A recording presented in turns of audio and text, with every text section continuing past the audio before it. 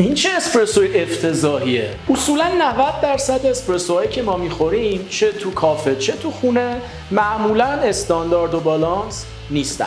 در سلسله ویدیوهای اصول اسپرسو میخوایم به این بپردازیم که چطور طبق استانداردهای جهانی اسپرسوهای بالانس و ایدئال عصاره‌گیری کنیم.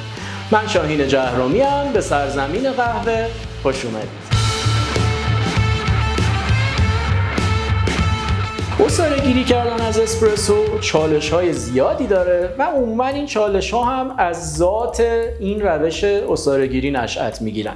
اجازه بدین قبل از این که به این چالش‌ها بپردازیم یک مقدمه‌ای در مورد این نوشیدنی جهان شمول ارائه بدیم. در قرن 19 میلادی قهوه جاشو بین مردم اروپا باز کرده بود و قهوه‌خانه‌ها به جزء جدا ناشدنی از لایف استایل مردم تبدیل شده بودند.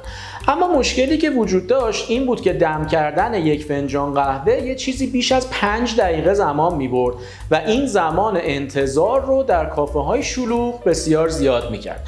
از طرفی هم اون عصر بخار و استفاده از قدرت بخار برای تولید انرژی بود و این شد که خیلی ها در سراسر اروپا تلاش کردند تا با استفاده از نیروی بخار قهوه سازی درست کنند تا زمان دم‌آوری قهوه رو باهاش کاهش بدن. سرانجام در سال 1884 یک مهندس اهل تورین ایتالیا موفق شد که ثبت اختراعی انجام بده و اولین قهوه ساز با استفاده از نیروی بخار رو تولید کنه که میتونست در مدت زمان کوتاهی قهوه دم کنه. نوشیدنی حاصل از این دستگاه جدید اسپرسو نامیده شد که در لغت به معنی پرس شده یا فشرده شده است. کم کم اسپرسو سازها به کل دنیا رفتن و اسپرسو به جزء جدا ناشدنی از کافی شاپ ها و قهوه خانه ها تبدیل شد و الان دیگه محبوبیت اسپرسو در دنیا به قدریه که کلمه قهوه و اسپرسو رو حتی میشه به جای همدیگه به کار برد. یعنی شما به یه نفر بگید به من یه فنجون قهوه بده، به احتمال خیلی زیاد بهتون یک اسپرسو میده. اما عصاره‌گیری کردن از اسپرسو پیچیدگی‌های خاص خودش رو داره.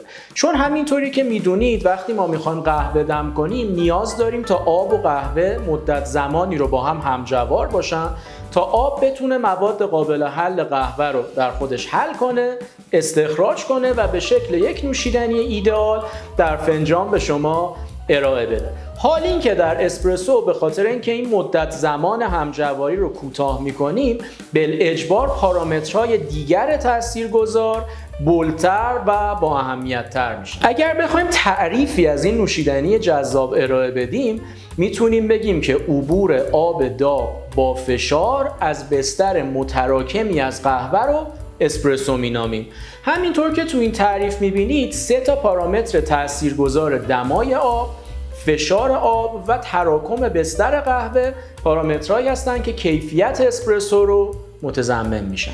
از بین این پارامترها شما در دستگاه‌های خونگی اصولاً کنترلی روی دما و فشار آب ندارید. پس برای تهیه یک اسپرسوی ایدئال در منزل پارامترهایی که تحت کنترل ماست یکی همون تراکم بستره که ترجمه میشه به درجه آسیاب قهوه‌ای که استفاده میکنید و مدت زمان عصاره‌گیری که در واقع معادل همون زمان همجواری آب و قهوه است که قبلا راجبش صحبت کردیم. البته پارامترهای دیگه‌ای هم داریم که استانداردن، مثل مقدار قهوه ورودی در بسکت شما و همینطور حجم اسپرسوی خروجی.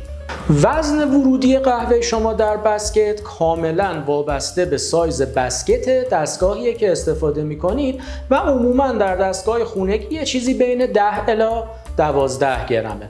از طرفی استانداردهای جهانی اسپرسو که ربطی به دستگاه خونگی و صنعتی هم نداره به ما میگه که زمان استاندارد برای عصاره‌گیری کردن از اسپرسو 20 الی 30 ثانیه است و همینطور میزان خروجی اسپرسو برای یک شات سینگل 30 میلی لیتر و در نهایت برای یک شات دابل 60 میلی لیتر. وقتی ما یک شات اسپرسو عصاره‌گیری میکنیم 3 حالت ممکنه پیش بیاد. اگر همه اصول رعایت بشه و پارامترها دقیق رعایت بشه ما یک شات استاندارد و ایدئال اسپرسو داریم. اما اگر همه چی طبق اصول پیش نره ممکنه 2 تا حالت بد اتفاق بیفته. به یکیش میگیم آندر اکسترکت یا کم عصاره گیری شده و به اون یکی میگیم اوور اکسترکت یا بیش عصاره گیری شده.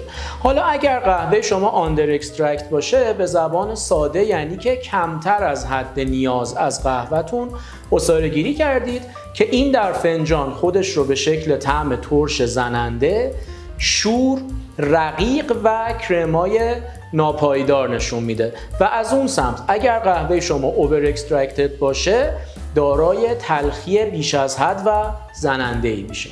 حالا قبل از اینکه وارد دنیای عصاره گیری بشیم نیاز اول با تجهیزات و وسایل لازم برای تهیه اسپرسو آشنا بشیم. اسپرسو زدن گجت ها و وسایل بسیار زیادی داره، اما من سعی میکنم تو این ویدیو فقط با وسایل کاملا ضروری آشناتون بکنم و حالا در ویدیوهای بعدی با گجت های کمکی که کیفیت عصاره گیری شما رو افزایش میده هم آشناتون خواهم کرد. اولین و مهمترین چیزی که برای اسپرسو بهش نیاز دارید طبیعتاً یک اسپرسو سازه که خودش یه دنیای بسیار گسترده‌ای داره.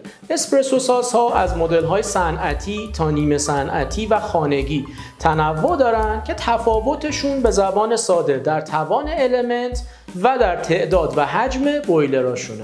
دستگاهی که برای ویدیوی امروزمون ازش استفاده می‌کنیم یک دلونگی مدل 685 که دستگاه خیلی محبوب و پرطرفداری برای منازله. نکته اولی که باید در زمینه اسپرسو سازها بهش توجه کنیم تحت فشار یا غیر تحت فشار بودن بسکت دستگاهتونه. بسکت اون قسمتیه که داخل پورتافیلتر قرار میگیره و شما قهوه رو توی اون میریزید، مسطح میکنید و در نهایت فشردش میکنید.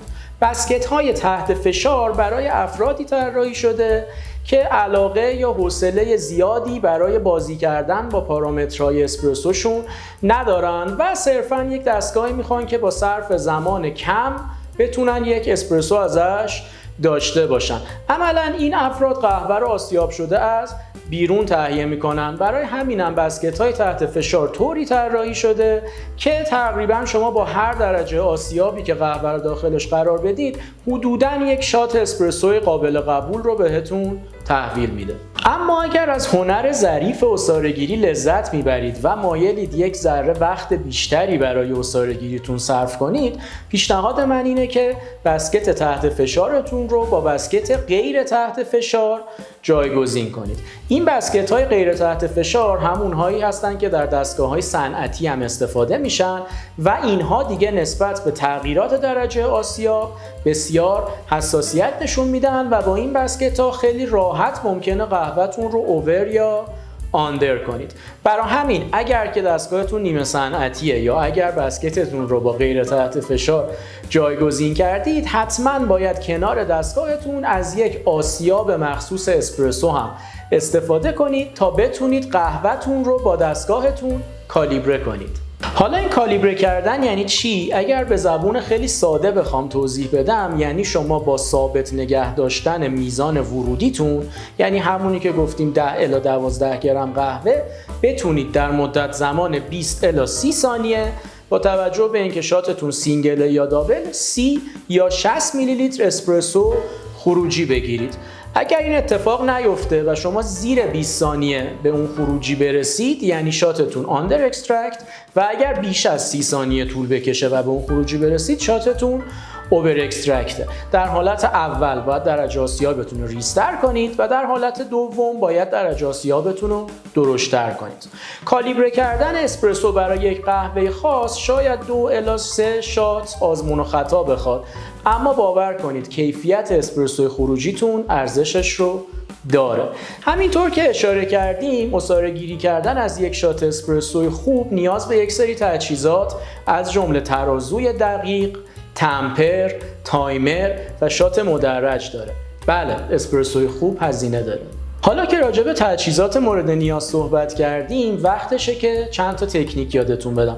اولیش تکنیک دیستریبیوشن یا همون تسطیح سطح قهوه است که به زبون ساده میشه توزیع سابه قهوه در بسکتتون و هدفش اینه که یک سطح هموار، صاف و یک نواخت ایجاد کنه که در کیفیت اسپرسوتون بسیار از اهمیته. چرا؟ چون باعث میشه آب به طور یک نواخت از بستر قهوه شما عبور کنه. حالا این کار رو چطور انجام میدیم؟ در وهله اول وقتی قهوه‌تون آسیاب کردید یا داخل بسکتتون ریختید، با چند بار ضربه زدن بسکت به سطح میزتون باعث نشست قهوه در پورتافیلتر بشید و در وهله بعد پورتافیلتر رو دستتون میگیرید و با ضربه زدن به قسمت‌های خالی بسکت اجازه میدید تا اون قسمت‌های خالی توسط سابه ها پر شه و این کار رو ادامه میدید تا به یک سطح کاملا صاف از قهوه دست پیدا کنید. و اما تکنیک بعد تکنیک فشرده سازیه که ما بهش میگیم تمپینگ.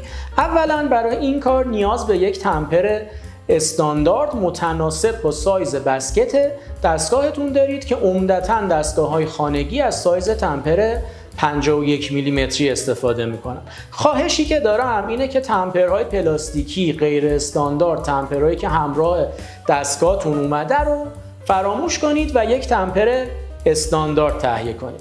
حالا تکنیکش به چه شکله؟ تمپر رو به شکل ریموت تلویزیون در دستتون بگیرید و ساعدتون رو به سطح پورتافیلتر عمود کنید.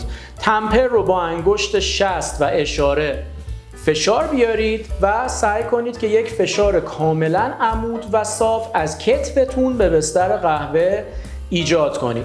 متأخلاف اون چیزی که همیشه شنیدید، میزان فشار تمپ اصلا اهمیتی نداره. تنها چیزی که مهمه صاف و یک نواخت بودن فشار تمپ شماست، به شکلی که وقتی تمپر از بسکت خارج میشه شما با یک سطح کاملا صاف و یک نواخت از قهوه مواجه باشید. نکته بعدی دیگری که کیفیت اسپرسوهاتون رو ارتقا میده اینه که همیشه قبل از عصاره‌گیری اجازه بدید چند ثانیه آب از گروپ هد دستگاهتون خارج بشه. این باعث میشه دمای آب خروجی بالا بره و اسپرسوی استانداردتری رو داشته باشید. و نکته آخر برای این ویدیو این که همیشه قبل از عصاره‌گیری کاپتون رو با آب جوش گرم کنید تا از کیفیت بهتر اسپرسو لذت ببرید. اولین ویدیو از سری اسپرسو به پایان رسید. در این ویدیو سعی کردیم فقط اصول اولیه رو با هم مطرح کنیم و با ساده ترین شرایط و کمترین امکانات یک شات اسپرسوی استاندارد عصاره‌گیری کنیم. اگر این ویدیو به دردتون خورد لطفاً تو کانال من سابسکرایب کنید و کانال رو به دوستان قهوه خورتون معرفی کنید. در آخر همینطور که همیشه گفتم اگر عشق به قهوه نبود ما الان اینجا نبودیم.